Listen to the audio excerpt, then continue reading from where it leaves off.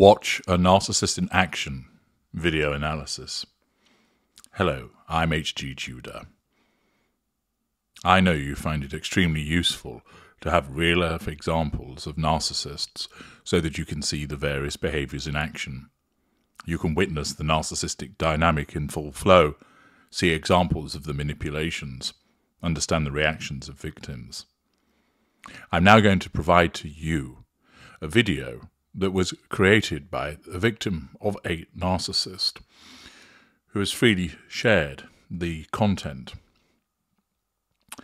The dynamic is between narcissist, the man, and intimate partner primary source, the woman.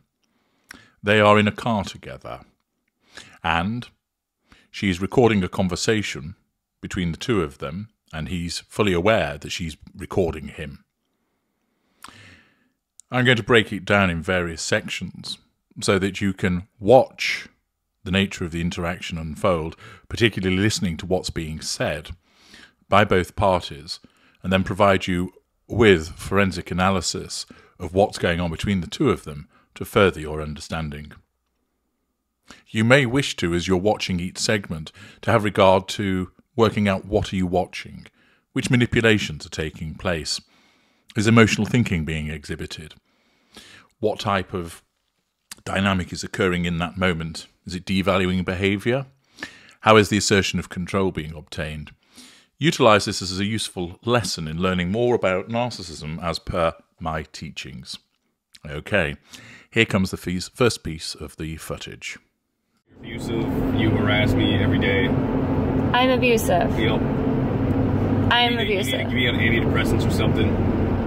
You need to do something. Like, you're just fucking lost. Mike, I'm not the one that was prescribed. No, but all you did was you just pissed me off and argued this whole time, and then when I started getting mad and yelling, then you started recording because you're trying to make it seem like I'm a bad guy.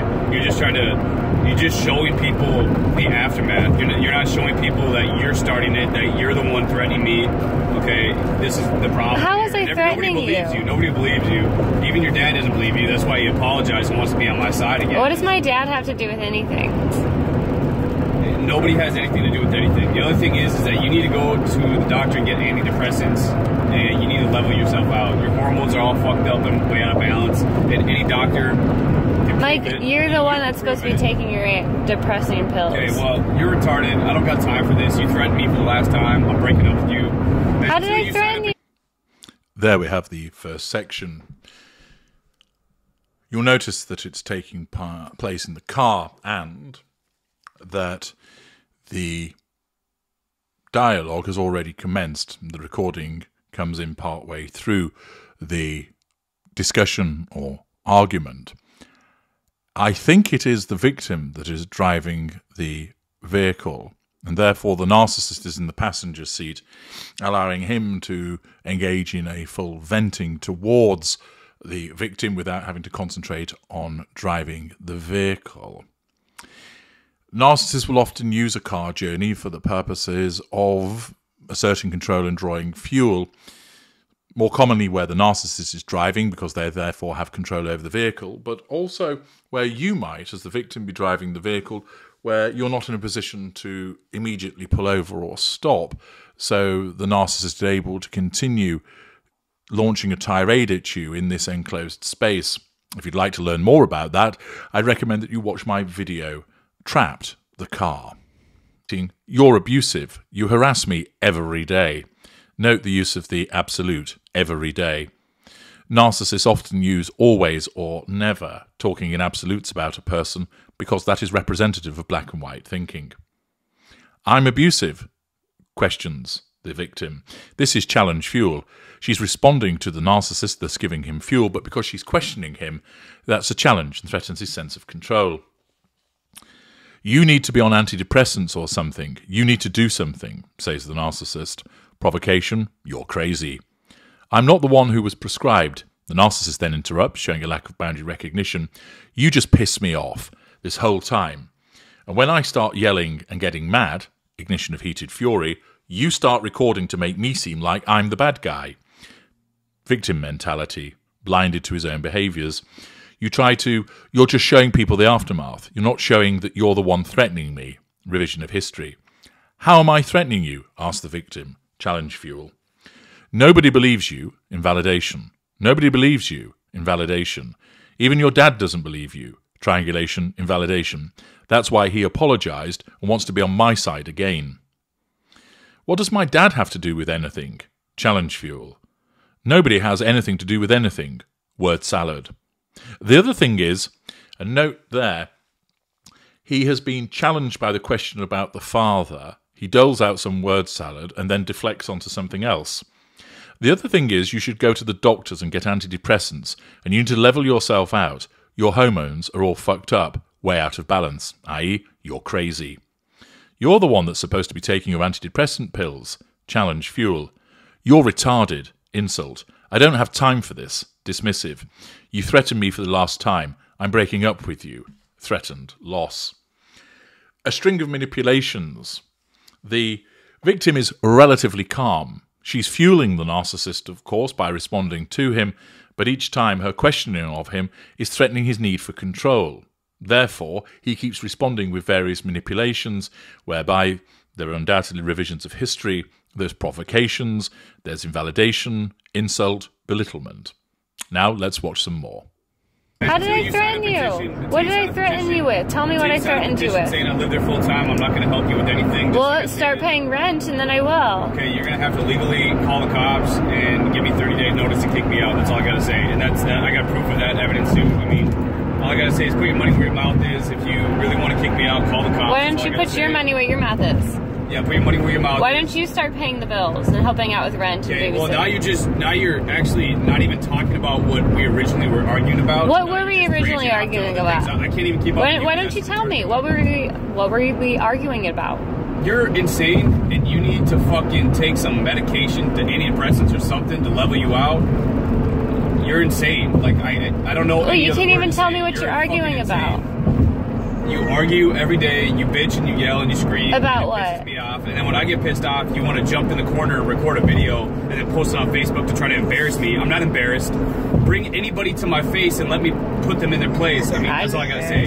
Bring them to my face. Have them ask me what happened. I'll tell them what happened. What did happen? Tell me what happened. No wonder. Why didn't you tell us? Tell us what happened. That's a real question. What the fuck is this girl doing to piss this guy off so bad? That's a question people need to ask. Well, tell us. Tell me, what did I do? I just got done saying it. It's not my fault you can't process and remember things. You're going to have to hit rewind on your little Hollywood video, okay? I told you, you harass me, you bitch and you scream and you yell. You're lazy, you don't clean. About what? What did I do that about? You expect me to do it all for you. Okay, your house is falling apart. Your dog, your backyard is ruined. Everything is falling apart because you're lazy, you neglect. You spend every single day of the week working. You spend no time with Zoe.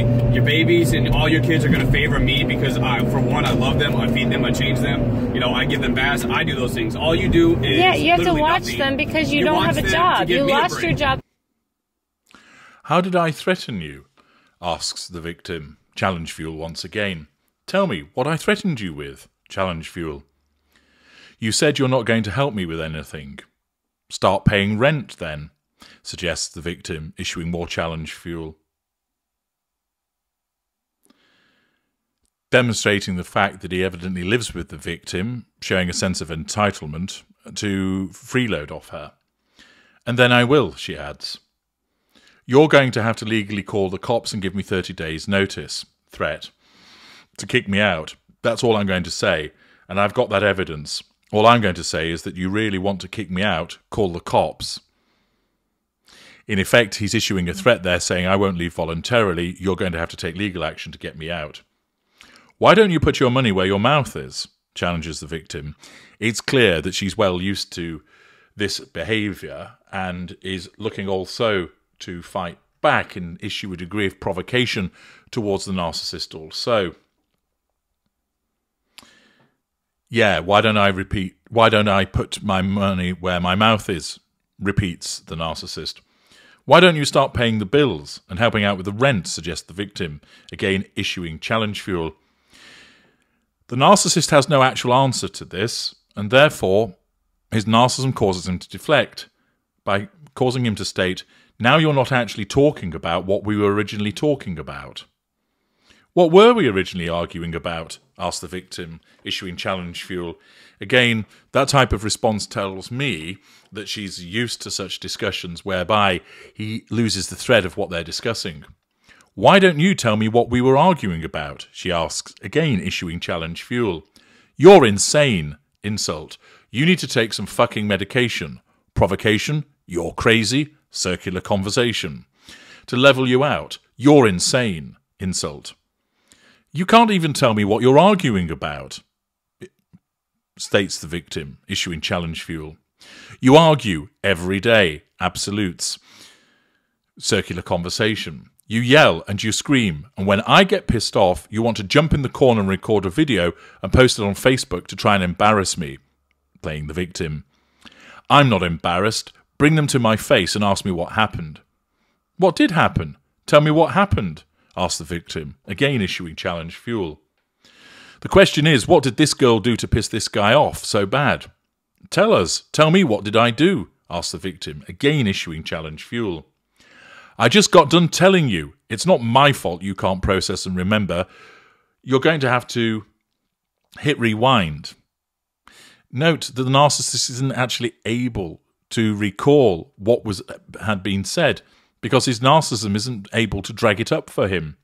And therefore he blame shifts by saying, it's not my fault if you can't process and remember. He's engaging in projection. I told you, you harass me, you bitch, and you yell. You're lazy. All of this is insult and invalidation and belittlement. You expect me to do it all for you. Your house is falling apart. Your dog, your backyard is ruined. Everything's falling apart. Because you're lazy. You spend every single day of the week working. You spend no time with Zoe. Your babies and all your kids are going to favour me. Triangulation with children. Because I love them, feed them, change them.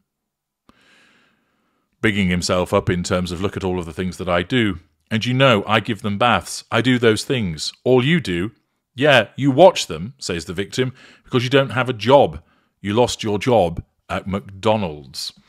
Immediately there to puncture his inflated sense of self as he reels off all of the things that he does, as he lists how useless she is because she's busy working and he's just sat at home. Let's continue with watching the footage. You have to watch them because you don't have a job. You lost your job at McDonald's. You only watch your kids to accommodate me by giving me a break. That's it. Period. That's it. You know, you don't care.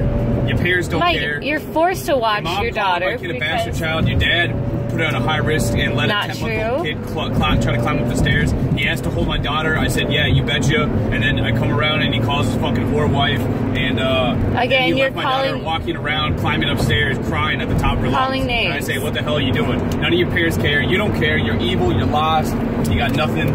That's all I gotta say. I mean, show your video to whoever you want, but let me just tell any viewer to come fucking find me and ask me to my face. Be a fucking man, be a woman, be an adult, come ask me to my face, set up an appointment, set up an interview, and ask me why I said these things. I'll explain it in great detail. Rosanna can't explain anything in great detail because all she uses is buzzwords. She can't explain or justify anything. Well, you got a chance right now. I can explain and justify everything in great detail. Explain and justify everything. Let's hear it. I've already explained it twice now. It's not my fault. Tell us what you want to say. Tell us? Who is us, first of all? I'm not going to participate in your fake brigade video, okay? That's not my fault. Well, you said you want to tell people. All you're doing is trying to build a case. What case do you got? You just got done harassing me and screaming at the top of your lungs, telling me I'm a worthless piece of shit. And then when I get pissed off... Well, when I get pissed off and start yelling at you, then you want to jump in the corner and record a video? No, whatever. You can go fuck yourself. Mike, you were yelling for no reason because I was trying to buy you I'm yelling for no reason. I'm trying to do... What is this mail? I'm trying to get this done. And you're sitting here giving me a hard time. What are you talking about? I filled up that kicking paperwork. And screaming. Okay, you're a fucking child. And then you want to call me a child. Mike had been issued challenge fuel by pointing out the fact that despite he describes all of the things that he does in a domestic setting, the reason he has to do so is because he lost his job at McDonald's. He responds by explaining, you only watch your kids to accommodate me to give me a break. That's it. Period. That's it. You know, you don't care. Your parents don't care. Your dad was put on a high risk. Triangulation. Not true, interjects the victim. Challenge fuel. He asked to hold my daughter. I said, yeah, you betcha. Then I come round and he calls his whore wife, insult, and they're walking around, climbing upstairs, crying at the top of their lungs. And I say, what the hell are you doing? It's not very clear what he's talking about there. It seems somewhat word salady. I say, what the hell are you doing? You don't care. You're evil. Insult. You lie. And you got nothing. That's all I got to say. And then, of course, he continues talking. I mean, show your video to whoever you want. They've to come and fucking find me and ask me to my face. Be a fucking man. Be the adult. Ask me to my face. Set up an appointment and ask me why I say these things, and I'll explain them in great detail. She can't explain it in great detail, as all she uses is plus words. She can't explain or justify. This might be a cultural difference. I'm not sure what he means by plus words. It could be a word salad, or it might actually have some meaning. Notice that he goes on a rant there, that he is threatened by these repeated questions, and his heated, ignited fury is coming to the surface, showing in the ranting of the words that he is using. Also, little of it makes sense. There seems to be a scattergun approach, whereby he's putting down the things that are related, it would appear, to child care.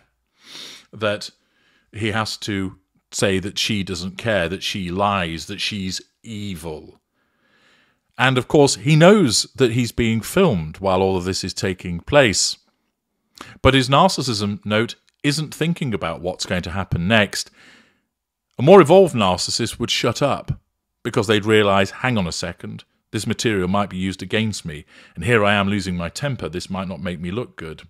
Instead, he complains about the fact of what she's doing, namely, you're doing this to make me look bad, but then doesn't do anything to prevent it from continuing any further. He doesn't try and take the phone from her. He doesn't shut up and decide to change tack.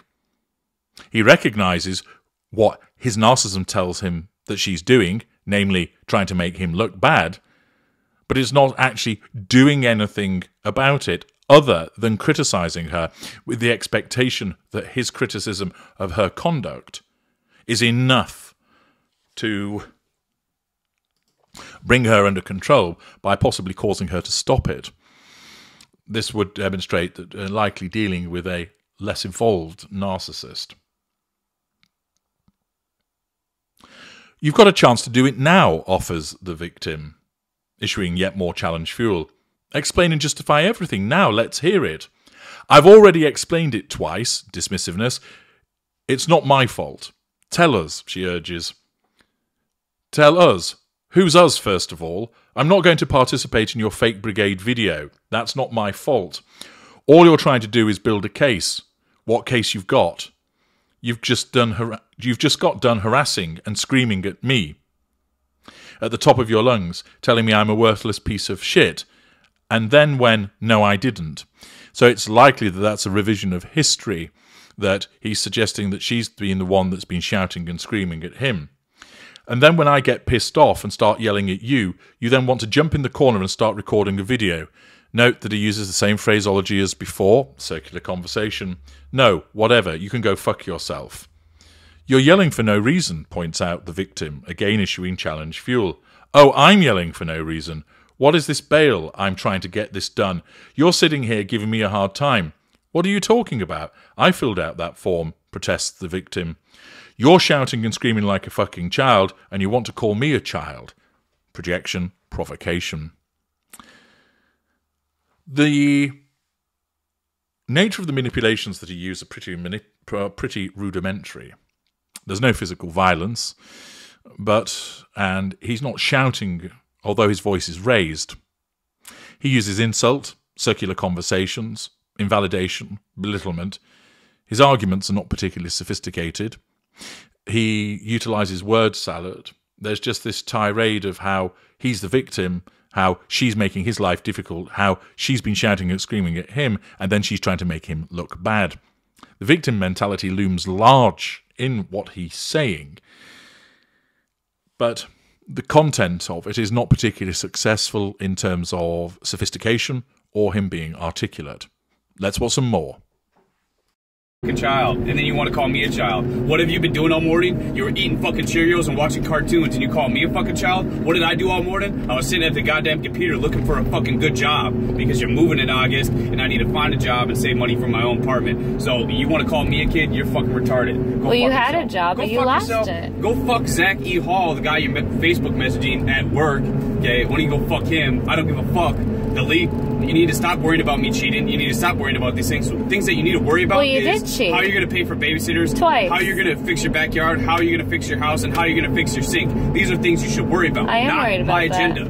Not me. Not me. Worry about your house, worry about your daughter, and worry about getting to part-time so you can spend more time with your daughter. That's what you should worry about, not me. Don't worry about me. I know what the fuck I'm doing. Don't fucking worry about me.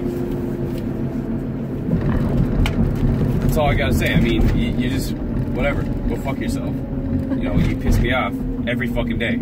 You started it, I'm gonna finish it, just like every time. So, and then you wanna cry and try to build a fucking army of fucking people that are on your side. I don't give a fuck, okay? You're not gonna sit here, piss me off, and then record it, and then say, oh, I'm abusive. No, it's not abusive being pissed off.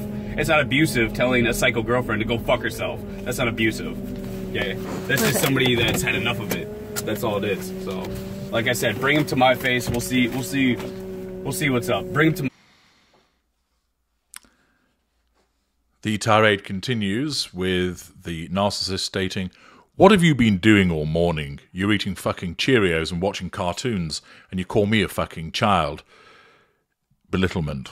"What did I do all morning? I was sitting at the goddamn computer looking for a fucking good job because you're moving in August and I need to find a job and save money for my own apartment. So you want to call me a kid? You're fucking retarded." Insult. "Well, you had a job and you lost it." Challenge fuel. "Go fuck yourself." Insult.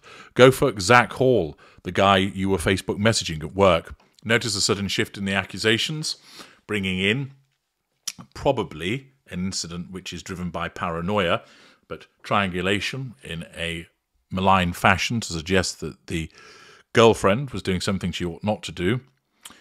"Why don't you go fuck him? You need to stop worrying about me cheating. You need to stop worrying about these things. Things you need to start worrying about. How are you going to pay for babysitters? How you're going to fix your backyard? How you're going to fix your house? These are things you should worry about." Notice that there's this haughtiness of always telling her what she should be doing with her life. "You shouldn't worry about me. Worry about your daughter. Worry about getting a part-time so you can spend more time with your daughter. That's what you should worry about, not me. Don't worry about me. I know what the fuck I'm doing." Haughty arrogance again, that he knows what he's doing, she doesn't know what she's doing, and he needs to tell her how she needs to sort her life out. That's all I've got to say. Once again, he will carry on talking. "Go fuck yourself." Insult. "You piss me off every day. You started it, I'm going to finish it. Like every time. Then you're going to cry and tell the army of people that are like on your side. I don't give a fuck. You're not going to sit here and piss me off and then record and then say I'm abusive. No, it's not abusive to be pissed off. Telling a psycho girlfriend to go fuck herself, invalidation, insult. That's not abusive. That's just somebody who's had enough of it. Like I say, bring it to my face." And then the recording ends. Another tirade there, or a continuation of the existing one, the exhibition of heated fury, as he gets more and more agitated, as his narcissism causes him to seek to nullify the repeated threats to control that she issues. Now, you may be wondering, why is it that I've reached the conclusion that this person is a narcissist? Well, there is other footage that exists in relation to this individual, quite a lot of it, and I've already viewed it in other occasions, which confirms what this individual is. Here, I've taken one of the examples, a conversation that takes place in a car journey to enable you to witness the way that the victim repeatedly threatens his need for control by asking him questions, is providing him with fuel, and how he increasingly becomes more and more agitated. He goes over the same ground, the circular conversation. There's the exhibition of heated, ignited fury. He engages in insult, belittlement, invalidation. He sees himself as very much the victim. He believes himself to be a decent person in the sense that he looks after the children, that he would be the one that would fix the yard, fix the house. All she does is go out to work. The fact that she works threatens his sense of control because he doesn't have a job. But he repeatedly attempts to nullify the threats to control by pointing out the virtues of what he does and criticizing her behavior. If we were to make an estimated and educated guess in relation to this individual's school, most likely it would be lower mid-range. That's because what we're seeing is heated fury, but he doesn't go so far as to shout and scream and enter into violence. Lower mid-rangers can do that, but if, for example, he was a lower lesser or a middle lesser, you could expect that he'd be even more incoherent, there'd be a lot more insults, that it'd be a lot more vitriolic, with him shouting at the top of his voice and possibly striking her even while she's driving. The fact that his narcissism doesn't take him to physical violence while she's driving shows a greater degree of restraint commensurate with a lower mid-range narcissist. His manipulations, however, are not particularly sophisticated, which would put him at the lower end of mid-range. He regards himself as both a decent person, witness how he repeatedly talks about the things that he does with vis-a-vis the children, but also something of a rough diamond. Be a man, come and talk to my face. I'm not putting up with this shit anymore. You started it, I finished it. So he regards himself as a little bit of a tough man with all of this as well. His arguments are not particularly articulate, nor is his language, which would fit also with lower mid-range. He doesn't have that good a control over his ignited fury, better than that would be experienced with a lesser, but he still loses it reasonably quickly under relatively mild provocation. The witness isn't shouting and screaming at him, although he claims that she once did. Her responses are reasonably measured. Naturally, she's doing it on purpose because she's been here before. Nevertheless, it doesn't take much for him to become aerated and agitated. So an excellent opportunity there to have dissected by me, the unrivaled expert, information about how likely a lower mid-range narcissist would behave in such a scenario, showing the range of applicable manipulations. Please share your comments as to what you think about this analysis and dissection. These do take quite a lot of time to work through, noting the various points in the footage, and therefore feel free to show your appreciation by way of super thanks, and of course, directing other people to this video is an excellent learning lesson. I'm HG Tudor. Thank you for watching.